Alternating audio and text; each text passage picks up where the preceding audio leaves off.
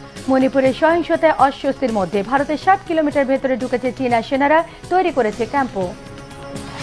দিল্লির প্রভাব বলয় থেকে ছুটছে প্রতিবেশী রাষ্ট্রগুলো, হাসিনার পতনে আবার আলোচনায় মোদির ব্যর্থ পররাষ্ট্রনীতি। ভারতের সুপ্রিম কোর্টে শুরু আরজিকর হত্যা মামলার শুনানি, আন্দোলনরত ডাক্তারদের কাজে ফেরার আলটিমেটাম।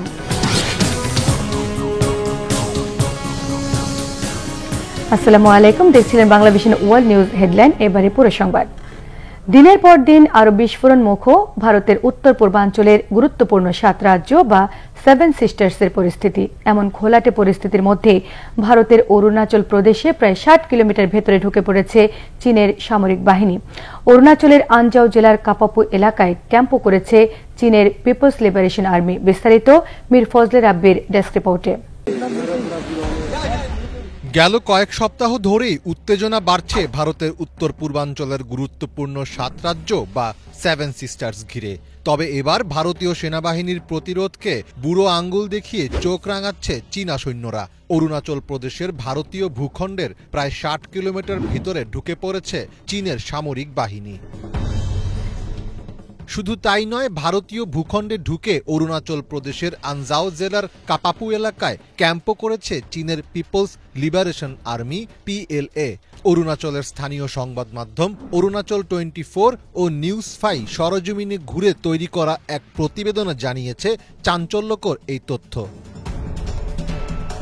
দেশটির সংবাদ মাধ্যমকে একাধিক সূত্র বলেছে, কাপাপু এলাকায় কাঠে আগুন ধরানো, পাথরের গায়ে রং ব্যবহার করে লেখা চীনের নাম এবং চীনা খাদ্য সামগ্রীর ছবি দেখে বোঝা যায় সেখানে প্রায় 1 সপ্তাহ আগে চীনা সৈন্যদের অনুপ্রবেশ ঘটেছে। ছবিতে দেখা যায় পাথরের গায়ে ইংরেজিতে 2024 সাল লেখা রয়েছে। ভারতীয় ভূখণ্ডে নিজেদের মালিকানা দাবি করার জন্য অনুপ্রবেশের সময় চীনা সেনাবাহিনী এসব কৌশল ব্যবহার করে বলে জানা গেছে। নিউজ 5 বলছে, দুই দেশকে বিভক্তকারী সীমারেখা ম্যাকমোহন লাইনের কাছেই ইন্দো তিব্বত পুলিশের আরেকটি ক্যাম্প রয়েছে। আর আনজাও জেলার নিকটতম প্রশাসনিক এলাকা চাগলাগাম ম্যাকমোহন লাইন থেকে মাত্র 90 কিলোমিটার দূরে অবস্থিত। চীনা বাহিনীর তৎপরতা নিয়ে উদ্বেগ প্রকাশ করেছেন অরুণাচলের পার্লামেন্ট সদস্য তাপির গাও। সামাজিক মাধ্যমে একটি ভিডিও প্রকাশ করে তিনি বলেন, চীনের সেনাবাহিনী ভারতের অরুণাচল প্রদেশে চলাচলের জন্য কাঠের সেতু নির্মাণ করেছে। এটি এই অঞ্চলের নিরাপত্তার জন্য মারাত্মক হুমকি। এইদিকে ভারতের নিয়ন্ত্রণের বাইরে চলে যাচ্ছে 7 সিস্টার্সের আরেক গুরুত্বপূর্ণ রাজ্য মণিপুর। পরপর গত কয়েকদিনে ড্রোন ও রকেট হামলার ঘটনায় উত্তপ্ত হয়ে উঠেছে রাজ্যটি। নজিরবিহীন সেই হামলায় একদিনেই মারা গেছেন 6 জন। এর পাশাপাশি কুকি এবং মেইতি গোষ্ঠীর মধ্যে গুলি বিনিময়ে 5 জনের মৃত্যুর খবর মিলেছে। মণিপুরের অস্থির পরিস্থিতিতে মুখ্যমন্ত্রী এন বীরেন সিং ভারতের কেন্দ্রীয় সরকারের কাছে 8 দফা দাবি পেশ করেছে। এর মধ্যে অন্যতম দাবি হল উত্তর পূর্বাঞ্চলের নিরাপত্তা কমান্ডের নিয়ন্ত্রণ রাজ্য সরকারের হাতে তুলে দেওয়া। এছাড়া কুকি বিদ্রোহী গোষ্ঠীগুলোর সঙ্গে সরকারের অস্ত্রবিরতির চুক্তি বাতিল করা ও রাজ্যের শান্তি প্রতিষ্ঠার জন্য কেন্দ্রকে পদক্ষেপ নেওয়ার আহ্বানও জানানো হয়েছে। সব মিলিয়ে জটিল থেকে জটিলতর হচ্ছে ভারতের উত্তর পূর্ব অঞ্চলের পরিস্থিতি। অভ্যন্তরীণ ও প্রতিবেশী দেশগুলোর চাপ সামলে মোদি সরকার 7 সিস্টার্সকে কতটুকু নিয়ন্ত্রণে রাখতে পারে সেটিই এখন দেখার বিষয়। মীর ফজলে রাব্বি, বাংলাভিশন। প্রতিবেশী দেশগুলোর ওপর বরাবরই অদৃশ্য প্রভাব বলয় চাপিয়ে দেওয়ার কৌশল প্রয়োগ করছে দক্ষিণ এশিয়ার প্রভাবশালী দেশ ভারত। ইচ্ছে অনিচ্ছের তোয়াক্কা না করে এ ধরনের অযাচিত হস্তক্ষেপে গত কয়েক বছরে নেপাল, মালদ্বীপ সহ প্রতিবেশী রাষ্ট্রগুলোর সঙ্গে সম্পর্কের অবনতি হয়েছে ভারতের প্রধানমন্ত্রী নরেন্দ্র মোদী নেতৃত্বাধীন সরকারের। গণ অভ্যুত্থানে শেখ হাসিনা প্রধানমন্ত্রী পদ ছেড়ে ভারতে পালানোয় আরও বাজেভাবে ধরা দিয়েছে মোদী সরকারের ব্যর্থ পররাষ্ট্রনীতির করুণ চিত্র। হাফিজুল ইসলামের ডেস্ক রিপোর্টে থাকছে বিস্তারিত। আমরা ভারতকে যে দিয়েছি সেটা ভারত সারা জীবন মনে রাখবে। ভারতের মতো বন্ধু থাকলে শত্রুর প্রয়োজন হয় না। সাম্প্রতিক সময়ে জোরালো হয়ে উঠছে জনসাধারণের মাঝে প্রচলিত এই ধারণা। গত ১.৫ দশক ধরে স্বৈরাচারী নেত্রী শেখ হাসিনার ক্ষমতায় থাকার পেছনে ছিল নয়াদিল্লির একচেটিয়া সমর্থন। অভ্যন্তরীণ কোন্দল আর সংঘাত সহিংসতায় বিপর্যস্ত সেভেন সিস্টার্সের বিভিন্ন রাজ্যসহ ভারতের নানা অংশ নিজের ঘর সামলাতে ব্যর্থতার পরিচয় দিলেও বাংলাদেশ, মিয়ানমার, নেপাল, শ্রীলঙ্কার মতো পড়শি রাষ্ট্রের রাজনীতি নিয়ে রয়েছে দিল্লির অতি আগ্রহ। অন্য দেশের সরকারে প্রভাব বিস্তার করতে পারলে কি লাভ ভারতের? বাংলাদেশ নয়, দক্ষিণ এশিয়ায় ভারতের সবচেয়ে বড় মিত্র ছিল শেখ হাসিনা সরকার। হাসিনার আকস্মিক পতনের মধ্য দিয়ে সামনে এসেছে নয়াদিল্লির কূটনৈতিক ব্যর্থতা। সবসময়ই প্রতিবেশী রাষ্ট্রগুলোতে নিজের পছন্দের সরকার প্রতিষ্ঠা করতে চেয়েছে ভারত। ২০১৩ সালে বাংলাদেশে এসে একটি রাজনৈতিক দলকে ভোটে অংশ নিতে বলেছিলেন ভারতের সাবেক পররাষ্ট্র সচিব সুজাতা সিং। গত ১ দশকের মধ্যে শ্রীলঙ্কার ক্ষমতাসীন প্রেসিডেন্টের বিরুদ্ধে বিরোধীদের একজোট করার চেষ্টা চালিয়েছে দিল্লি। নেপালের সংবিধান পছন্দ না হওয়ায় দেশটিকে ফেলেছে অবরোধের মুখে। ভারতের ভূমিকায় সবচেয়ে বেশি লাভ ক্ষতির শিকার হয় ভূখণ্ডগতভাবে নিকটতম প্রতিবেশী বাংলাদেশ। স্বাধীনতার পর থেকে ঢাকার রাজনীতিতে দিল্লি কিভাবে আর কতটা নাক গলিয়েছে সেটা নিয়ে হয়েছে বেসুমার তর্ক-বিতর্ক। এখনও চালু আছে সেই আলোচনা। দক্ষিণ এশিয়ার অন্য দেশগুলোর তুলনায় আকার, অর্থনীতি, জনসংখ্যা বা সামরিক শক্তিতে এগিয়ে থাকায় এক ধরনের আধিপত্যবাদী মনোভাব দেখাতে আগ্রহী ভারত। তবে বর্তমান বিশ্বের জটিল পররাষ্ট্র সম্পর্কে এমন মোরলীপনা খুব একটা ভালো চোখে দেখা হয় না। শ্রীলঙ্কার সাবেক প্রেসিডেন্ট মাহিন্দা রাজাপাকসে ছিলেন একজন চীনপন্থী নেতা। ২০১৫ সালে বিরোধী দলগুলোকে ঐক্যবদ্ধ করে তাকে হারানোর ক্ষেত্রে অন্যতম প্রধান ভূমিকা রেখেছিল ভারত। দিল্লির সহায়তা ছাড়া মৈত্রীপালা সিরিসেনার পক্ষে ক্ষমতায় আসা হতো খুবই কঠিন। ভারতের বহু পর্যবেক্ষক বিশ্বাস করেন দেশটির উত্তর পূর্বাঞ্চলের জঙ্গি গোষ্ঠীগুলোকে দমনে হাসিনা সরকারের নানা পদক্ষেপের কারণে আওয়ামী লীগকে দীর্ঘদিন ক্ষমতায় দেখতে চেয়েছিল দিল্লি। হাসিনার লজ্জাজনক পতন থামিয়ে দিয়েছে পুরনো মিত্রতার গতি। গত কয়েক বছর ধরে অবনতি হচ্ছে নিকটতম প্রতিবেশীদের সঙ্গে ভারতের সম্পর্ক। প্রায় সব সময়ই পাকিস্তানের সঙ্গে দেখিয়েছে প্রকাশ্য শত্রুতা। পানি বন্টন, সীমান্ত নিয়ে দ্বন্দ্ব ও প্রভাব বিস্তার নিয়ে চীনের সঙ্গেও আছে মতবিরোধ। কঠোর অবস্থান নিচ্ছে নেপালের মতো বন্ধু রাষ্ট্র। সব মিলে দক্ষিণ এশিয়ায় একঘরে হয়ে আছে ভারত। হাসিনার আমলে বাংলাদেশের সাথে যেভাবে একতরফা লাভের রাজনীতি করে গেছে দিল্লি, ভবিষ্যতে সেটা আগের মতো সহজ হবে না বলেই মনে করেন আন্তর্জাতিক বিশ্লেষকরা। হাফিজুল ইসলাম, বাংলা ভিশন। কলকাতার হাসপাতালে চিকিৎসকের ধর্ষণ এবং হত্যার ঘটনায় আন্দোলনরত জুনিয়র ডাক্তারদের মঙ্গলবার বিকেলের মধ্যে কাজে যোগ দিতে বলেছে ভারতের সুপ্রিম কোর্ট। কেন্দ্রীয় তদন্ত সংস্থা সিবিআইকে আবারও দাখিল করতে হবে মামলার অগ্রগতি প্রতিবেদন। আলোচিত আরজিকর মামলায় সুপ্রিম কোর্টে পিছিয়ে দেয় শুনানির প্রথম দিন ছিল সোমবার। প্রধান বিচারপতি ডিওয়াই চন্দ্রচূড়ের বিচার বিভাগীয় বেঞ্চ আন্দোলনরত চিকিৎসকদের মঙ্গলবার বিকেল ৫টার মধ্যে কাজে যোগদানের নির্দেশ দিয়েছেন। আশ্বস্ত করেন আন্দোলনরত চিকিৎসকদের বিরুদ্ধে শাস্তিমূলক ব্যবস্থা নেওয়া হবে না। বেঁধে দেয় সময়ের ভেতরে কাজে যোগ না দিলে রাজ্য সরকার কোনো পদক্ষেপ নিলে আদালত দেখবে না বলেও সতর্ক করা হয়েছে। মৃত্যুর সময় ময়নাতদন্তে বিলম্ব, হত্যাকাণ্ডের কক্ষে তড়িঘড়ি করে সংস্কার কাজ নিয়ে বাদী পক্ষের আইনজীবীর সন্দেহ আমলে নিয়েছে আদালত। আগামী ১৭ সেপ্টেম্বর পরবর্তী শুনানিতে সিবিআইকে আবারও তদন্তের স্ট্যাটাস রিপোর্ট জমা দিতে বলেছেন প্রধান বিচারপতি। তিনি জানান, তদন্তে প্রভাব পড়ার আশঙ্কায় উন্মুক্ত আদালতে কোনো মন্তব্য করতে চান না তিনি। কেন্দ্রীয় বাহিনী সিআইএসএফ সদস্যদের মোতায়েন করা হলেও রাজ্য সরকারের বিরুদ্ধে অসহযোগিতার অভিযোগ তুলেছে কেন্দ্রীয় সরকার। এতে রাজ্য সরকারকে সতর্ক করেছে আদালত। গত ৯ আগস্ট আরজিকর মেডিকেল কলেজ হাসপাতাল থেকে সংঘবদ্ধ ধর্ষণের শিকার শিক্ষানবিশ চিকিৎসকের লাশ উদ্ধার করা হয়। পাকিস্তানের সাবেক প্রধানমন্ত্রী ইমরান খানের মুক্তির দাবিতে রাজধানী ইসলামাবাদে মহাসমাবেশ করেছে পাকিস্তান তেহরিকে ইনসাফ পিটিআই। ইমরানকে মুক্তি দিতে ২ সপ্তাহের সময় বেঁধে দিয়েছে দলটি। রবিবার কঠোর নিরাপত্তার মধ্যে ইসলামাবাদে বিক্ষোভে অংশ নেয় পিটিআই নেতাকর্মীরা। ইমরান খানের মুক্তির দাবিতে হাজারো সমর্থকদের মিছিলের গন্তব্য ছিল ইসলামাবাদের কেন্দ্রস্থল। তাদের অগ্রযাত্রা রুখে দিতে রাস্তায় কন্টেনার রেখে প্রতিবন্ধকতা তৈরি করে পুলিশ। বাধা পেরোতে গেলে পুলিশের প্রতিরোধে সংঘর্ষে জড়ান পিটিআই নেতাকর্মীরা। ইমরানের মুক্তির দাবি পূরণে 2 সপ্তাহের সময় বেঁধে দিয়েছেন খাইবার পাখতুনখাওয়ার মুখ্যমন্ত্রী আলী আমিন খান দাপুর। আইনিভাবে মুক্তি না দেওয়া হলে পিটিআই নেতারাই তাকে মুক্ত করবে বলে হুঁশিয়ারি করেছেন। 2022 সালে প্রধানমন্ত্রিত্ব হারাবার পর ইমরান খানের বিরুদ্ধে দুর্নীতি সহ একাধিক মামলা হলে কারাগারে আছেন তিনি। রাশিয়ার কার্স্ক প্রদেশে পারমাণবিক বিদ্যুৎ কেন্দ্রে হামলা হলে গোটা ইউরোপের ভয়াবহ পরিণতির হুঁশিয়ারি দিয়েছে ক্রেমলিন। রাশিয়া বলছে এমন হলে যুক্তরাষ্ট্রের বোঝা মাথায় নেয়া ইউরোপ নিজের পায়ে কুড়াল মারবে। এদিকে অবিলম্বে রাশিয়া ইউক্রেন যুদ্ধ বন্ধের আহ্বান জানিয়ে জার্মান চ্যান্সেলর ওলাফ শোলজ বলেছেন, শান্তি আলোচনা শুরুর জন্য এখন উপযুক্ত সময়। বিস্তারিত হিজল জুবাইরের ডেস্ক রিপোর্টে। রাশিয়ার কার্স্ক প্রদেশে অনুপ্রবেশ করা ইউক্রেনের সেনারা সেখানকার পারমাণবিক বিদ্যুৎ কেন্দ্রে হামলার চেষ্টা চালাচ্ছে বলে অভিযোগ তুলছে মস্কো।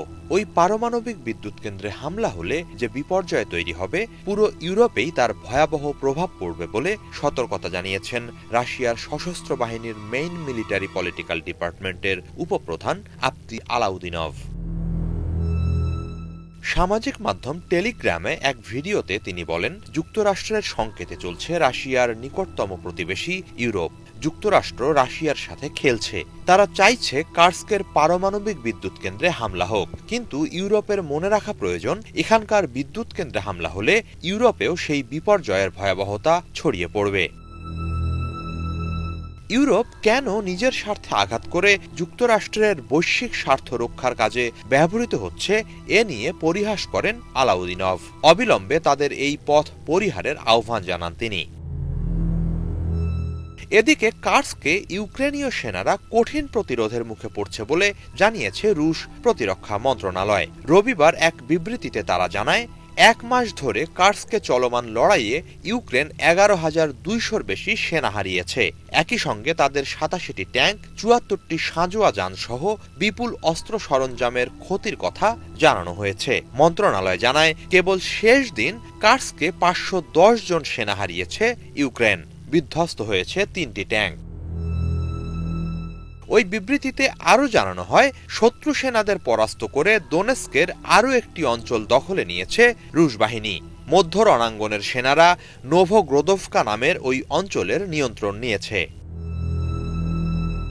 এদিকে যুদ্ধের বর্তমান বাস্তবতায় এখনই ইউক্রেন যুদ্ধ বন্ধে সমঝোতা আলোচনা শুরুর উৎকৃষ্ট সময় বলে জানিয়েছেন জার্মানির চ্যান্সেলর ওলাফ শোলজ। রাষ্ট্রীয় টেলিভিশনে দেয়া এক সাক্ষাৎকারে তিনি বলেন, যুদ্ধ বন্ধ করে শান্তি নিশ্চিতের জন্য এটি অনুকূল সময়। শিগগিরই এ বিষয়ে একটি সম্মেলন অনুষ্ঠিত হবে, তাতে রাশিয়াকে অংশগ্রহণ করার আহ্বান জানিয়েছেন জার্মান চ্যান্সেলর। সাক্ষাৎকারে ইউক্রেনকে অস্ত্র সহায়তা দেওয়ার বিরুদ্ধে জার্মানিতে দিন দিন জনমত গড়ে উঠছে বলেও জানান শোলজ। এতে করে আগামীতে ইউক্রেনের পাশে থাকার বিষয়টি আরও জটিল আকার ধারণ করতে পারে বলে শঙ্কা জানান তিনি। হিজল জুবাইর, বাংলা ভিশন। শীতল কূটনৈতিক সম্পর্ক মেরামতে চীনে সফরে গেছেন স্পেনের প্রধানমন্ত্রী পেদ্রো সানচেজ। 4 দিনের এই সফরে বৈঠক করবেন চীনের প্রেসিডেন্ট শি জিনপিং এবং প্রধানমন্ত্রী লি কিয়াং এর সঙ্গে। ধারণা করা হচ্ছে তাদের বৈঠকে অগ্রাধিকারের তালিকায় থাকবে পারস্পরিক বাণিজ্য বৃদ্ধির বিষয়টি। হিজল জুবাইরের ডেস্ক রিপোর্টে থাকছে বিস্তারিত। এমন এক সময় স্পেনের প্রধানমন্ত্রী পেদ্রো সানচেজ বেইজিং সফর করছেন, যখন চীনের বৈদ্যুতিক গাড়ির ওপর অতিরিক্ত শুল্ক আরোপ করেছে ইউরোপীয় ইউনিয়ন। এ নিয়ে চীনের সঙ্গে ইউরোপীয়দের বাণিজ্য যুদ্ধ তুঙ্গে। ইউরোপীয় ইউনিয়নের এই পদক্ষেপকে সমর্থন জানানো দেশগুলোর মধ্যে আছে স্পেনও। এ নিয়ে মাদ্রিদের সঙ্গে বেইজিংয়ের সম্পর্ক বর্তমানে কিছুটা শীতল। সেই শীতলতা ও পারস্পরিক দূরত্ব কমানোর লক্ষ্যেই চীনে 4 দিনের সফর করছেন সানচেজ। রবিবার রাষ্ট্রীয় বিমানে করে বেইজিংয়ে পৌঁছান তিনি। ক্ষমতায় বসার পর চীনে এটি তার দ্বিতীয় সফর। এর আগে 2023 সালের মার্চে স্পেন ইউরোপীয় ইউনিয়নের প্রেসিডেন্সির দায়িত্ব পালনকালে প্রথমবারের মতো চীন সফর করেন সানচেজ। চীনের পররাষ্ট্র মন্ত্রণালয় জানিয়েছে, সফরকালে প্রেসিডেন্ট শি জিনপিং, প্রিমিয়ার লি কিয়াং, ন্যাশনাল পিপলস কংগ্রেসের স্ট্যান্ডিং কমিটির চেয়ারম্যান জাও লাজির সঙ্গে বৈঠক করবেন স্পেনের প্রধানমন্ত্রী। এসব বৈঠকে দুই দেশের মধ্যে বাণিজ্যিক লেনদেন ও সাংস্কৃতিক আদান প্রদান বৃদ্ধি বিষয়ক আলোচনা করবেন তারা। একই সাথে দ্বিপাক্ষিক সম্পর্ক ও পারস্পরিক স্বার্থ সংশ্লিষ্ট বিভিন্ন বিষয়ও আলোচনায় গুরুত্ব পাবে। সোমবার সাংহাই পরিদর্শনে যাওয়ার আগে বেইজিংয়ে স্পেন ও চীনের প্রতিনিধিত্বশীল বাণিজ্যিক প্রতিষ্ঠানগুলোর একটি ফোরামেও অংশ নেবেন সানচেজ। পরের দিন ব্যবসা বাণিজ্য সংশ্লিষ্ট আরও বেশ কিছু অনুষ্ঠানে অংশ নেয়ার কথা রয়েছে তার। এর মাঝে আছে চীন স্পেন ফোরাম, চীন স্পেন বিজনেস অ্যাডভাইজরি কাউন্সিল ও চীন স্পেন বিজনেস ফোরামের বৈঠক। এছাড়া সফরকালে চীনে স্প্যানিশ ভাষা ও সংস্কৃতির প্রসারে স্পেনের মহান লেখক মিগুয়েল দে সার্ভান্তেসের নামে একটি ইনস্টিটিউটও উদ্বোধন করবেন Pedro Sanchez. Hijol Zubayer, Bangla Vision. অনাবৃষ্টি আর খরায় শুকিয়ে যাচ্ছে পৃথিবীর সবচেয়ে বড় রেইন ফরেস্ট আমাজন অববাহিকার পানির স্তর। সব নদীর অবস্থায় সংকটাপন্ন, এতে চাষাবাদ থেকে যোগাযোগ সবকিছুতে বেগ পেতে হচ্ছে স্থানীয় বাসিন্দাদের। এমন পরিস্থিতির জন্য জলবায়ু পরিবর্তনের কোন বিষয়টিকে দায়ী করছেন পরিবেশবিদরা? বিস্তারিত শহীদ আরাফাতের ডেস্ক রিপোর্টে। পৃথিবীর বৃহত্তম নদী আমাজন শুকিয়ে যাচ্ছে। আমাজনের অববাহিকায় প্রায় প্রতিটি নদীর পানির স্তর তলানিতে ঠেকেছে। দুশ্চিন্তায় সময় পার করছে স্থানীয় বাসিন্দারা, কেননা এই নদীগুলোর তীর ঘেঁষে অসংখ্য মানুষের বসবাস। তাদের জীবিকা আর যোগাযোগের প্রধান মাধ্যম এই নদীগুলো। আমাজনে নদীগুলোর পানির স্তর কমে যাওয়ার পেছনে খরা ও অনাবৃষ্টিকে প্রধান কারণ হিসেবে দায়ী করছেন আবহাওয়াবিদরা। ব্রাজিলিয়ান জিওলজিক্যাল সার্ভিস জানিয়েছে, আমাজন অববাহিকার অন্তর্গত সব নদীর অবস্থাই সংকটজনক। পানির স্তর নেমে যাওয়ায় সাধারণ মানুষের পক্ষে নদীতে নামা, নদীপথ ব্যবহার দুষ্কর হয়ে দাঁড়িয়েছে। সংকট তৈরি হয়েছে প্রয়োজনীয় খাবার পানির। নদী থেকে পানি সংগ্রহ করতে বাসিন্দাদের আধা মাইলের বেশি পথ পাড়ি দিতে হচ্ছে, যা বয়স্ক ব্যক্তিদের জন্য কষ্টের। পানি ছাড়া বেঁচে থাকা কঠিন। এখানে এক সময় পানি পাওয়া যেত, কিন্তু এখন খরার কারণে পানি পাওয়া কঠিন।